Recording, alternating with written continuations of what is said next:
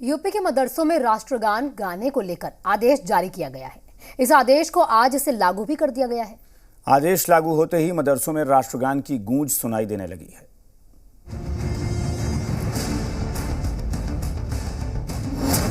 मदरसों में गूंजेगा राष्ट्रगान। पढ़ाई से पहले जनगण मन। योगी सरकार ने किया अनिवार्य। आज लागू हुआ फरमान। मदरसों में राष्ट्रगान की ये गूंज सुनकर आप हैरान मत होइए।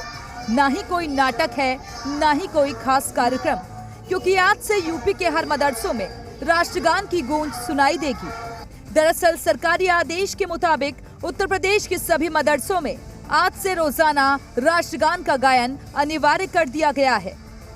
उत्तर प्रदेश सरकार ने इस तरह का निर्णय किया है कि मदरसों में जो विद्यार्थी पढ़ रहे हैं वो विद्यार्थी भी राष्ट्र की एकता अखंडता के लिए तैयार हो सके, राष्ट्र के बारे में उनके अंदर भाव विकसित हो सके, इसके लिए राष्ट्रगान हो, एक बहुत स्वागत योग्य फैसला है। उत्तर प्रदेश मदरसा शिक्षा बोर्ड के रजिस्ट्रार SN पांडे ने 9 मई को सभी जिला अल्पसंख्यक कल्याण अधिकारियों को इस बारे में आदेश जारी किया था। इस आदेश में कहा गया है कि राज्य के सभी मान्यता प्राप्त अनुदानित और गैर अनुदानित मदरसों में आगामी शिक्षण सत्र से कक्षाएं शुरू होने से पहले अन्य दुआओं के साथ शिक्षकों और छात्र छात्राओं को राष्ट्रगान का गायन अनिवार्य रूप से करना होगा। जिला अल्पसंख्यक कल्याण अधिकारियों को इस आदेश का पालन सुनिश्चित कराने के लिए नियमित रूप से निगरानी करनी होगी। उत्तर प्रदेश की योगी सरकार ने आज मदरसों को लेकर के अहम आदेश जारी किया है, जिसमें मदरसा शिक्षा बोर्ड की तरफ से खास तौर से मदरसों में कहा गया है कि राष्ट्रगान प्रार्थना के बाद करना अनिवार्य होगा, जिसके बाद ये आदेश आज ही से सभी मदरसों पर लागू हो गया है। दोबारा सीएम बनते ही योगी आदित्यनाथ ने मदरसों में राष्ट्रगान को लेकर निर्देश दिए थे, जिसे अब पूरे प्रदेश में लागू कर दिया गया है। ब्यूरो रिपोर्ट, जी मीडिया।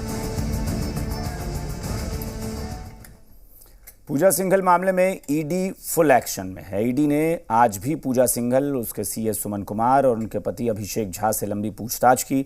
जिस तरह से पूछताछ का सिलसिला चल रहा है, उससे कई बड़े राज से पर्दा उठ सकता है और कई बड़े लोगों के नाम सामने आ सकते हैं।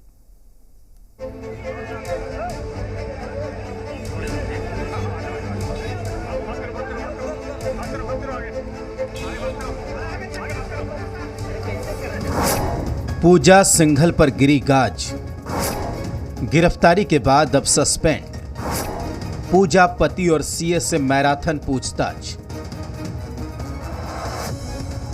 खनन सचिव पूजा सिंघल की मुश्किलें दिनों दिन बढ़ती जा रही हैं। गिरफ्तारी के बाद झारखंड सरकार ने उन्हें निलंबित कर दिया है।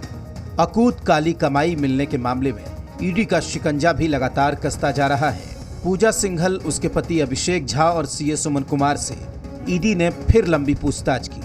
ईडी तीनों से ये जानना चाहती है कि भ्रष्टाचार के इस खेल में कितने खिलाड़ी शामिल हैं और इस खेल का असली कप्तान पूजा सिंघल ही है या कोई और। उधर जेल जाते ही ऐशो आराम की जिंदगी जीने वाली पूजा सिंघल की रातों की नींद उड़ी हुई है और चैन खोया हुआ है।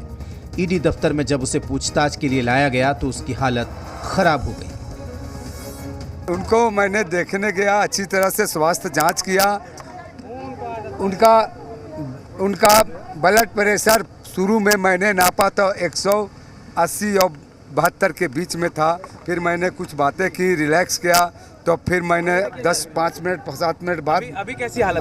अभी थोड़ा से नर्वस, थोड़ा सा है, थोड़ा सा चिंता तो रहती है। वहीं रिमांड खत्म होने पर पूजा सिंघल के सीएस सुमन कुमार को रांची में ईडी की विशेष अदालत में पेश किया गया, जहां से उसे 4 दिनों के लिए ईडी की हिरासत में भेज दिया गया। ईडी के तरफ से उन्हें 9 दिन का ईडी कस्टडी मांगा गया, जिसे दोनों पक्षों के सुनने के बाद ये लंदन कोर्ट ने इसे 4 दिन के लिए फिर ईडी हिरासत में भेजने का आदेश दिया है और 16 को फिर इनको प्रोड्यूस करना होगा।